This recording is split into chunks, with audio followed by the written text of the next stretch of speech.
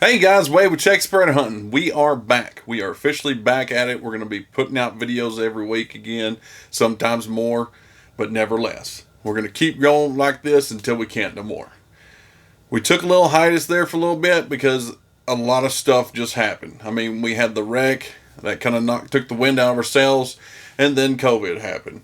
And then the store got real busy there for a little bit. Then we closed the doors on the store. And then the world just went into chaos. And it's still in chaos right now. But some guys may not be feeling the effects. Some guys are. So we decided that we were just going to keep kind of laying back and getting more content ready, not putting out anything. It just didn't seem right putting out content at the moment. But we've had so many people ask for it. And we feel like it's time to just press forward. And if I can give you anybody any piece of advice, and you guys out there that are having hard times and everything else throughout all this crazy situation, is don't just sit around and wait on things to happen. Press forward and make things happen. So let's get into it.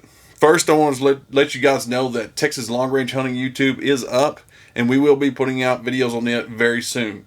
Hopefully get going on that next week and press forward. Couple announcements to make before we get into it. We are under construction on a podcast studio on the new YouTube studio. Well, it's kind of the same thing. Super exciting. I can't wait to get into all that. The podcast is going to be fun. We already got a couple guests lined up. It's going to be awesome. I can't wait to fire that up. It's going to make things a lot easier with the studio for the YouTube and all that other stuff. We're not moving a bunch of equipment around, all that kind of stuff.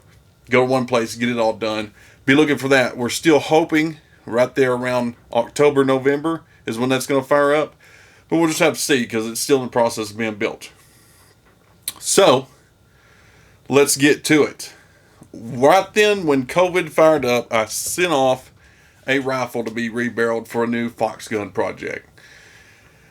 I like my 204s, I like my 17 204 and all that kind of good stuff, but I wanted something in the .224 caliber area.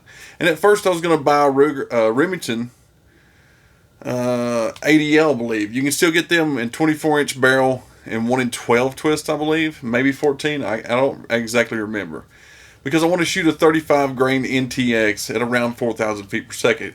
And I knew if I leaned on it on a 223 and a 24-inch barrel, I could probably get close to that. So then I thought, why not do a 223 AI? I already make brass for Brooks' little gun, so why not? So then I thought, why am I buying a whole new rifle when I have a donor rifle sitting around? Now, this kind of meets all my criteria because what I wanted was mag capacity. Because in fox country, you may see a bunch of different fox on one stand. Everybody knows that. And a lot of guys are like, why don't you just shoot an AR? Yes, you can get a 1 in 12, 1 in 14 twist barrel built for an AR, but I don't want to go through all that. A lot of times when people get an AR put in their hands in fox country, they tend to just pull the trigger instead of aim. So I wanted a bolt gun. I wanted a reliable feeding bolt gun. And I wanted mag capacity above all. Now, what better than a Mossberg MVP? Now, a lot of people say, oh, those are crap. I've never had any trouble out of this one. I never had trouble out of the first one I had that got stolen. This one was a 223 and a 1 in 9 twist barrel, and it was a long-range plinker for myself. Now, I've kind of since moved into the 224 Valkyrie as far as plinking goes from 100 to 500 yards when I just really want to work on my form and like drill stop tough type stuff. So this one was kind of sitting there, so why not? Let's put it back into action. So we got the Mossberg MVP varmint here, and it takes AR magazines. You can run anywhere from a 5 to a 30 round magazine if you want.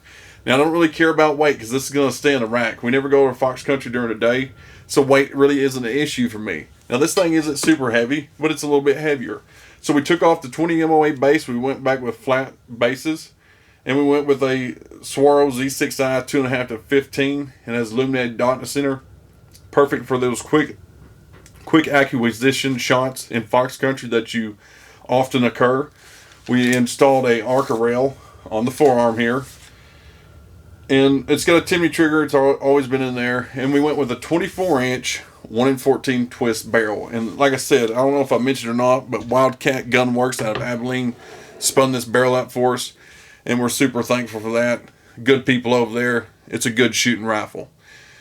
Now, when we first got it here, we wanted to break it in a 20 round break in, so we just grabbed some factory ammunition, some 55 grain nosler ammunition, and it actually shot that at like a .5 group at 100 yards, which is more than good enough for most people.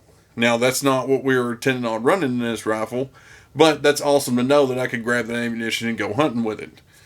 We're running a Alexander Arms 6.5 Grendel magazine. It feeds the 22 nosler just flawlessly. Zero issues. I like it. I'm probably going to get some more.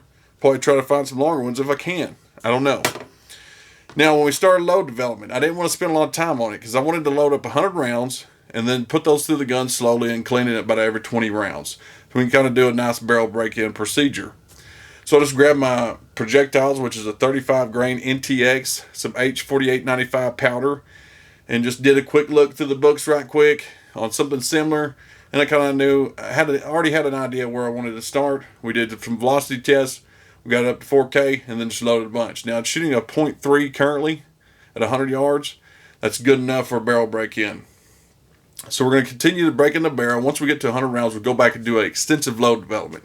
Meaning we'll try some different projectiles and different powders. I know for a fact I'm going to try out some CFE 223, maybe some 6.5 stay ball, maybe some ram shot, and stuff like that. Get some of those little bit slower burning powders, and we can get more in there.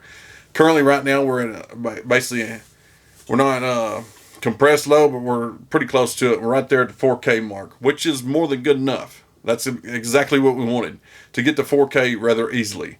But I think with a different powder, we can maybe get a little bit more velocity or get to our velocity mark a little bit easier. So once we get those 100 rounds down range, we'll check back with you guys, and then we'll publish all the data on TPH. I think this is going to serve as a very awesome Fox caliber.